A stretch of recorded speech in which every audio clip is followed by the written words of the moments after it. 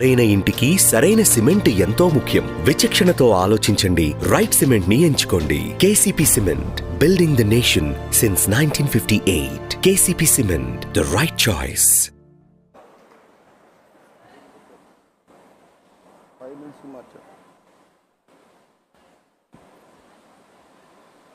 ఈరోజు జరుగుతున్న మహానాడుకు ప్రపంచవ్యాప్తంగా, దేశవ్యాప్తంగా, రాష్ట్ర వ్యాప్తంగా పార్టిసిపేట్ చేస్తున్న డెలిగేట్స్ అందరికీ కూడా నా ఉదయ నమస్కారం. ఈరోజు ప్రధానమైన విషయం రామారావు గారికి సంబంధించింది. ఎన్టీ రామారావు గారు ఆర్జే దైవం మనందరికీ కూడా, మాబోటి వ్యక్తుల్ని ఈ రోజున ఈ స్థానంలో ఉండటానికి ప్రధాన కారకులు.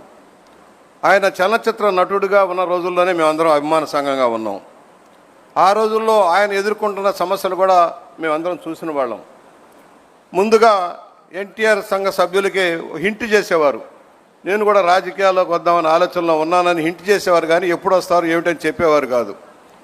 కానీ తెలుగువారి ఆత్మగౌరవం దెబ్బతిని మదరాసులుగా పిలువబడుతూ ఏకఛత్రాధిపత్యంగా ఏలుతున్న కాంగ్రెస్ పార్టీ దుశ్చీతి వల్ల వాళ్ళ రాష్ట్రం దెబ్బతింటుంది, తెలుగువారి ఆత్మగౌరవం దెబ్బతింటుందన్న భావంలో మరి 82 మార్చి 29వ తారీఖున ఆదర్శ నగర్ హైదరాబాద్ క్వార్టర్స్లో ప్రకటన చేసినప్పుడు కొద్ది మందితో మొదలైంది, కొన్ని వేల మందికి పోగైంది.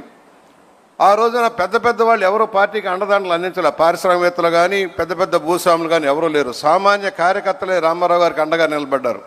సామాన్య రైతు కూలీలు కానీ, డ్రైవర్లు కానీ, ఆటో వాళ్ళు కానీ, రిక్షా వాళ్ళు కానీ వీళ్ళంతా సపోర్ట్ చేశారు. ఆ రోజున పాత డొక్కు చైతన్య రథంతో కార్యక్రమం మొదలైంది. హరికృష్ణ గారి సారథ్యంలో పాత డొక్కు. ఆయన ఎవరైనా పేదవాడు వచ్చి అంబలిస్తే తాగేవాడు. పెద్దవాడు ఇచ్చాడా, విషం ఇచ్చాడా, ఏమి ఇచ్చాడో చూసేకున్నారు కదా. అభిమానంగా ఎవరు ఏం తెచ్చిచ్చినా స్వీకరించేసి పాదయాత్ర చేశారు. 7 నెలల పాటు నిరంతరాయంగా మండు టెండల్లో, తుఫాన్లో కూడా ఆపకుండా ప్రయాణాలు చేశారు. ఆయన అధికారంలో రావడానికి కష్టపడ్డారు. ఆ రోజున చాలామంది అన్నారు కమ్యూనిస్టులు సహకారం కావాలి, వారు లేకపోతే మన పరిపాలన చేయలేము అని పెద్ద పెద్దలు చెప్పినా కూడా ఆ రోజున కమ్యూనిస్టు ఉద్యమకారులు వేరే రకంగా ఆలోచించడంలో వారు లేకుండానే ఏకంగా అన్ని సీట్లు కూడా పోటీ చేసి విజయం సాధించిన విషయం మీకు తెలుసు. వచ్చిన తర్వాత కూడా కాంగ్రెస్ పార్టీ ఆయన వదల్లా. చలనచిత్ర నటుడిగా మీకు తెలుసు, అనేక ఉన్నత స్థితిలో నుంచి టాప్ మూవీస్ ఆఖరి రోజుల్లో ఆయన షష్టిపూర్తి జరిగే నాటికి టాప్ మూవీస్ అన్నీ కూడా ఆయనయ్యాయి. ఎక్కడ కూడా 300 రోజులు 200 రోజులు ఆడాయి చలనచిత్రాలన్నీ కూడా. బొబ్బిలిపులి, కొండవీటి సింహం, జస్టిస్ చౌదరి లాంటి సినిమాలు, వేటగాడు లాంటి సినిమాలు భారీగా నడిచే రోజుల్లో ఆయన రాజకీయాల్లోకి వచ్చారు.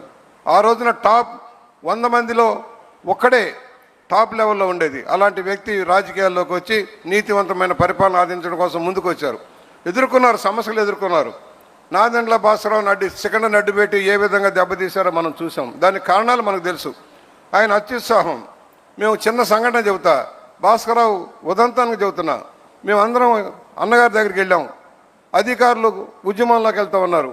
ఉద్యమంలోకి వెళ్తున్నప్పుడు వారు చెప్పారు, వారు కొంత జీతాలు పెంచమంటున్నారు, వారు కొన్ని కోరికలు కోరుతున్నారు, తీరుద్దామని చెబితే అక్కడ ఆయన అన్నమాట ఏంటంటే, భాస్కరరావు గారు ఆర్థిక శాఖ మంత్రిగా కుదరదు, అవధన్నగారు ఇది ఖచ్చితంగా మనం దెబ్బతిన్నాం, కుదరదని చెప్పారు.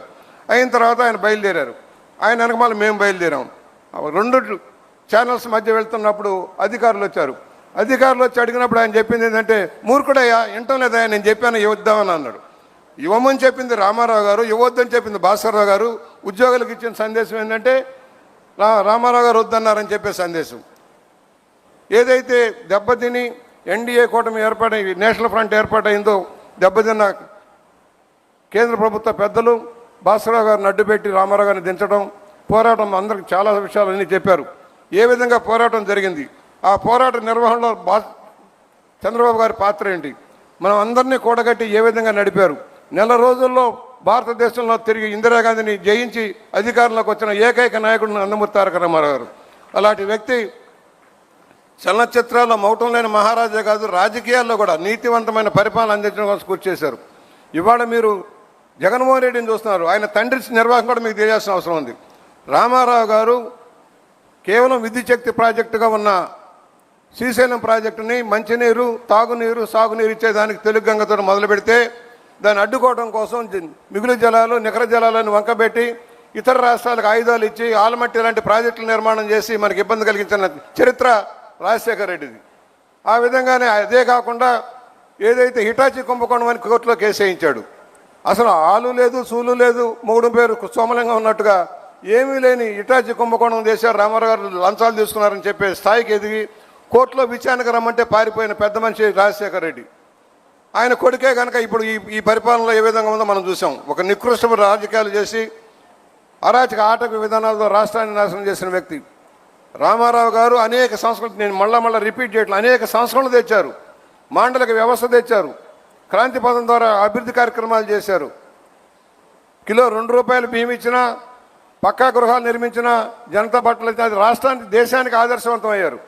దాన్ని ముందుకు పునుకుపుచ్చి వచ్చే చంద్రబాబు గారు తీసుకున్న విజన్ 2020 అద్భుతమైంది.